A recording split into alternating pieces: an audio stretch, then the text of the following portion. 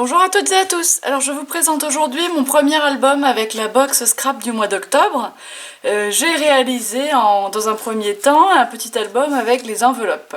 J'ai utilisé mon carton ondulé compris dans la box pour faire la reliure, enfin la couverture.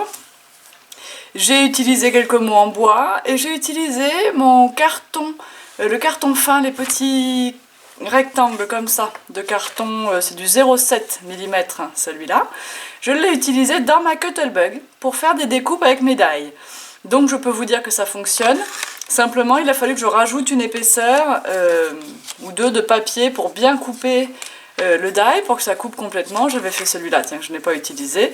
Alors l'intérêt, c'est que les reliefs sont beaucoup plus marqués et beaucoup plus jolis, et que du coup vous avez une découpe en épaisseur, et voilà, c'est assez sympa également. Ça fait un peu plus joli encore qu'avec du papier épais.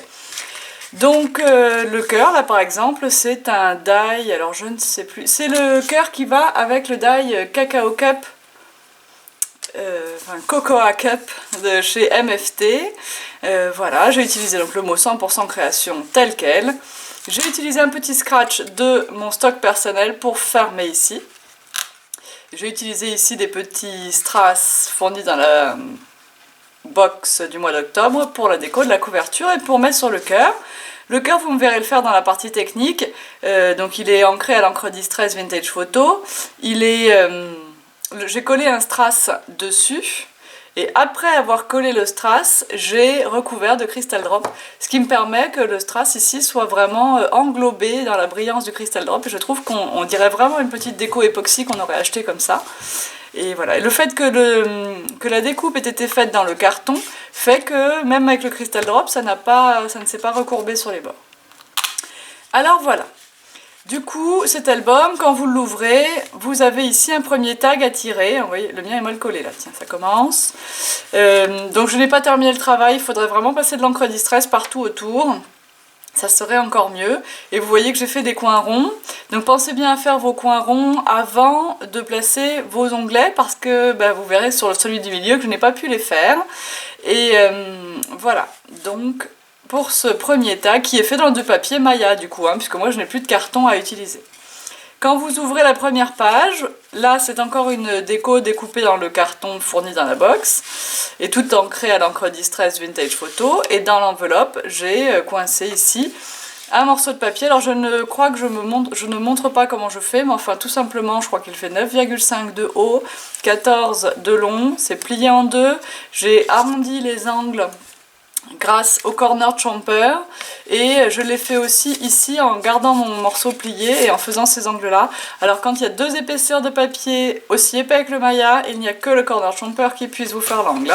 Les perforatrices d'angles classiques ne le feront pas, vous les casserez ou alors vous ferez deux angles, mais après ça sera fini.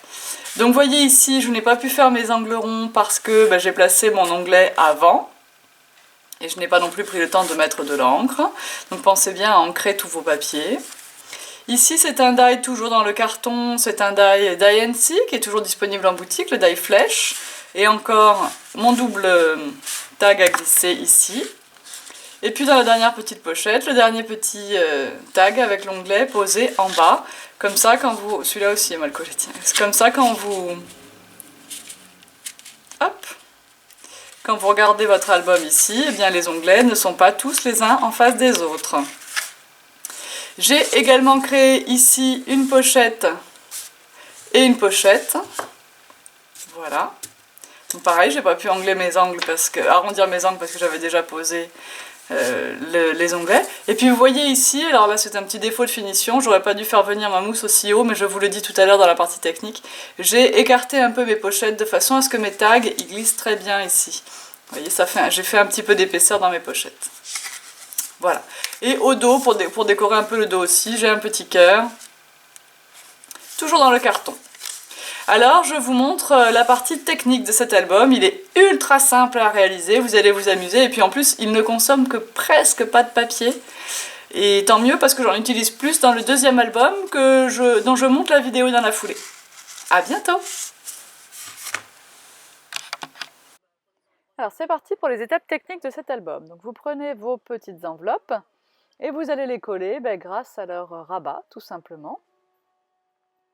Alors ici, un escargot de colle convient parfaitement pour cette étape. Ça évite les bavures et ça colle suffisamment bien. Et vous allez les coller comme ça, les unes au bout des autres. Et on formera l'accordéon.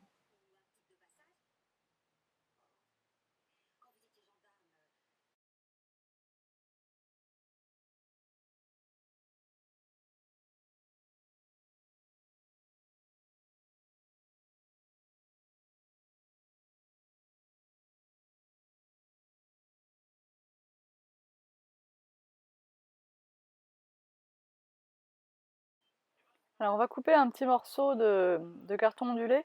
En réalité, après, j'ai changé d'avis sur la reliure, donc finalement, regardez bien la vidéo jusqu'au bout, vous ne serez pas obligé de couper ce petit morceau.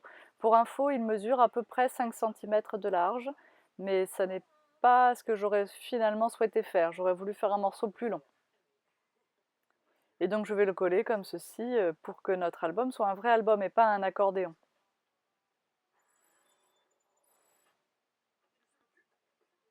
Alors je souhaite fermer pour obtenir des pochettes en hauteur également, mais pour que le tag puisse glisser correctement, je souhaite rajouter un petit peu d'épaisseur. Donc je ne vais pas mettre un filet de colle, mais une fine bande de scotch double face 3D. Donc je prends une hauteur équivalente à la hauteur de mes enveloppes, donc 75 mm. Je le colle comme ça, mais vous allez voir, regardez, je retourne, hop, j'enlève l'excédent. Je colle sur à peu près 2 mm. Et cet excédent, je vais m'en resservir pour les autres pochettes, évidemment, c'est pas pour le jeter. Hein. Donc j'enlève la protection ici. Hop, je ferme. Alors ce que j'aurais dû faire pour être un peu plus joli, avoir des finitions un peu plus sympas, c'est de faire pas 7,5 cm, mais seulement 7. Et on n'aurait pas vu la mousse en haut et en bas de l'album. Donc faites-le vous. Profitez de notre expérience. Voilà, donc je le colle bien de façon à ce qu'il y ait bien 2 mm quand même qui adhèrent. Et bien sûr, même cette petite chute-là, je vais la garder, ça peut servir.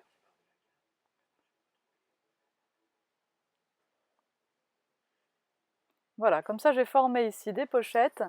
Et j'ai oublié de coller le bas des pochettes au fait. Hein. Moi je vais le faire à la fin, mais vous, avant de coller là, il aurait fallu mettre un petit filet de colle en bas des pochettes. Hein. Et donc une fois que ça c'est fait, on va pouvoir coller le carton ondulé. Donc on met pas mal de colle ou alors on met de la clé au colle. À ce titre, Stamperia me fait des mauvaises blagues avec les stocks, l'envoi des commandes qui prend des semaines au lieu de prendre des jours.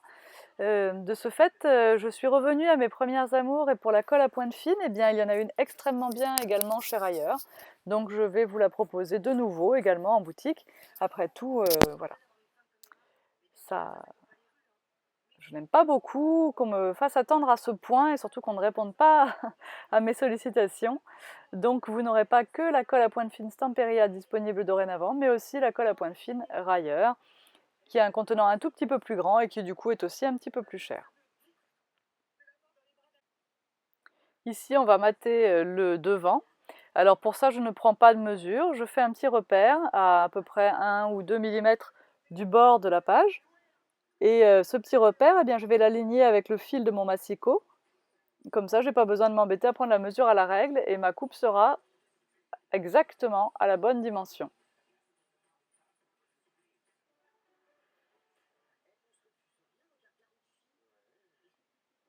Bien sûr, il faudrait ne pas oublier, je me suis précipitée un peu, de passer de l'encre au bord de tous vos papiers scrap. À ma décharge, j'ai réalisé 2 projets et demi avec ma box cet après-midi.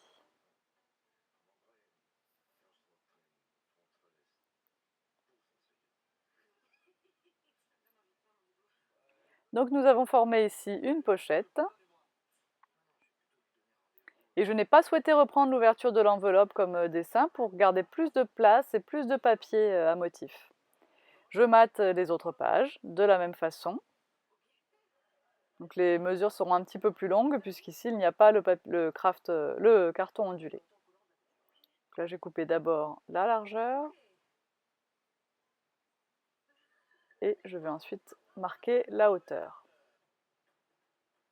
Je n'accélère pas trop la vidéo car vous me dites souvent que ça va malgré tout un petit peu trop vite. Alors j'ai gardé mon x2 et j'ai essayé de ne pas trop couper. J'espère que vous aurez tout ce qu'il vous faut. Je répète que là je colle mon papier sans l'avoir passé à l'encre distress, c'est une erreur.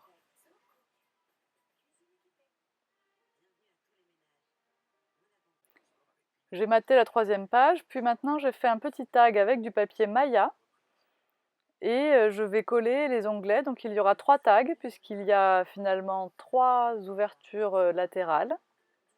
Ah, ma souris est vide, c'est pas la peine que j'insiste. Alors hop, plutôt que d'aller chercher une autre souris tout de suite dans le rayon, je finis à la colle. Donc j'en ai mis un en haut pour le premier tag, un en bas pour le dernier tag, et celui-là je le mets bien au milieu, voilà, pour celui du milieu. J'insiste, je n'ai pas pris mes petits tags en carton bois, car je me suis servi des morceaux de carton bois pour faire des découpes à la Cuttlebug. Ici je ferme le bas de la pochette, voilà. Donc je reviens sur la Cuttlebug, et bien effectivement le carton bois que je vous ai fourni passe dans la Cuttlebug, il faut insister un petit peu, rajouter une épaisseur, mais j'ai découpé avec des die MFT et avec des die NC, vous les verrez un petit peu après dans la décoration, et, enfin vous les avez vus d'ailleurs déjà dans la visite de cet album, donc ça passe. Et ça vous permet d'avoir des petites décos un peu plus épaisses qu'avec seulement du Maya. Et puis en l'occurrence, je trouvais finalement ces tags un petit peu trop épais pour entrer dans mes enveloppes. Ici, je découpe 2 autres petits tags, j'ai mesuré la dimension, je crois que c'est 6,5 par 9,5 si je me souviens bien. Attention, pensez aussi à faire les angles ronds avant de coller les onglets, ce que je n'ai pas fait non plus, et ce qui va me poser des problèmes par la suite.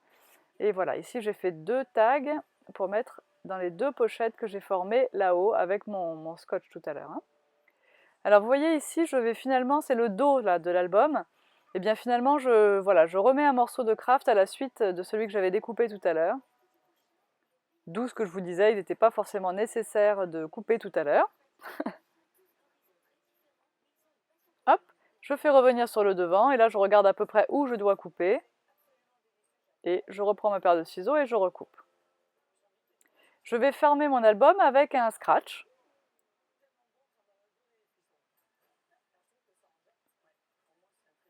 Voilà. Au besoin, si le scratch colle trop, eh bien vous coupez un peu les poils du scratch, vous allez voir, je le fais après. Mais bon, c'est pas forcément utile, il faut penser qu'après, une fermeture, ça a besoin de tenir aussi, correctement.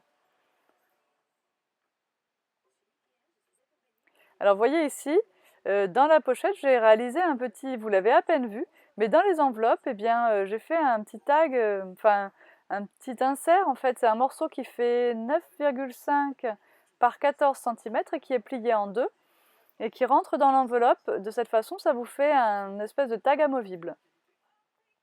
Ça, c'est une des découpes que j'ai fait avec un die MFT, celui le Cacao Cup, le cœur là qui est déjà collé, et donc je l'ai fait dans le carton bois que je vous ai fourni. Ça, c'est aussi un die MFT que vous me voyez ancré actuellement. C'est le ornement couture. Et je vais le coller sur une des premières pages. Non pas sur celle-ci, mais sur une page à l'intérieur, voilà, ici.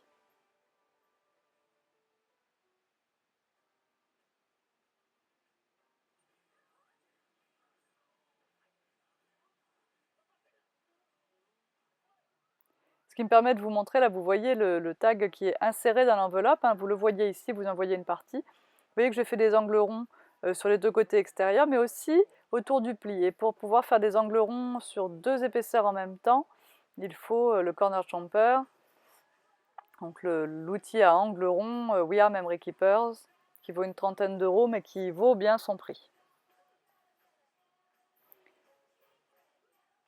Bon, ce sera plutôt la flèche, donc un die NC flèche qui viendra se positionner ici. Et vous voyez que j'ai découpé aussi le cœur zébré qui viendra sur le dos de la couverture.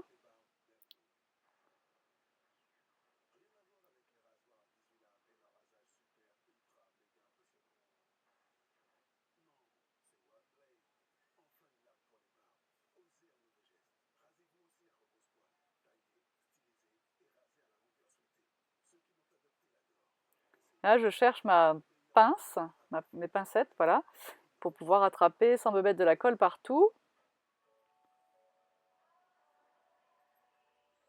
J'aime beaucoup ces petits die là que je mets, le die flèche avec le cœur, le petit bouton cœur sur le devant, parce que dans ce papier très vintage qui pourrait être un peu dur, et bien du coup ça adoucit le tout. Et vous verrez à la fin que je continue de peaufiner cette douceur avec, en continuant ma déco avec le crystal drop, les strass et tout ça. Je vous montre ça jusqu'au bout. Ici je ne mets de la colle que sur le pourtour et pas sur les zébrures, ça suffira.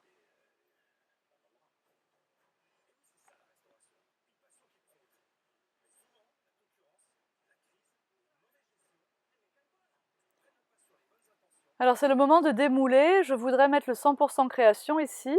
Donc vous vous placez sur votre tapis de bosselage, c'est l'idéal. Moi il est rouge, vous le voyez là. Ça vaut moins de 3 €, hein, donc il ne faut pas s'en passer. Et vous appuyez avec votre bille à gaufrer sur toutes les petites parties. Vous n'oubliez pas d'évider tous les petits centres des O, des E, des A, les centres du sigle pourcentage, voilà. Donc vous appuyez, et le fait d'appuyer en se plaçant sur ce tapis de bosselage, ça vous évite d'appuyer et que ça descende d'un coup et que ça casse votre mot, surtout quand, comme ici, ils sont très très fins. Vous voyez que tout est venu, je n'ai plus qu'à finir d'évider les lettres. Et pour le coller, eh bien, la colle à pointe fine sera parfaite encore une fois. Je vous rappelle qu'elle est transparente au séchage, donc même si elle déborde un petit peu, au pire des cas, on voit une petite trace brillante, mais c'est vraiment très discret.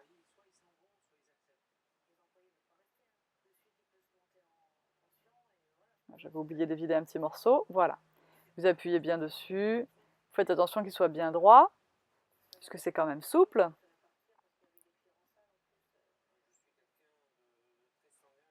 Je vais maintenant placer un strass. Alors je prends mon piqueur pour strass, vous voyez cet outil rouge que j'ai dans la main. Il me permet d'attraper le strass juste en posant l'outil dessus. J'ai placé un petit point de crystal drop juste avant et hop, je n'ai plus qu'à mettre le strass exactement à sa place. Ça c'est vraiment très pratique le piqueur pour strass parce que quand on a des petits strass comme ça qui ne sont pas placés sur des bandes autocollantes, vraiment ça aide bien. Vous voyez quelle facilité, je les mets exactement à l'endroit que je veux. Je précise que ce piqueur est vendu avec un petit pic blanc que je ne sais pas où j'ai mis le mien. Mais voilà, il y a 2 outils dans l'emballage. Ici, donc, je place des petits strass pour adoucir un peu. Et vous allez voir également que je décide de mettre du crystal drop sur le cœur pour enrober le strass. Voilà, donc le crystal drop, et hop, je fais tout baigner. Et donc, bon, bah là, à l'heure où je vous parle, je n'ai pas encore vu le résultat sec. Et vous l'avez vu, vous, dans le début de la vidéo. Allez, l'étape technique est terminée. Je vous dis à très très vite pour le 2e album réalisé avec cette belle box. Bye bye!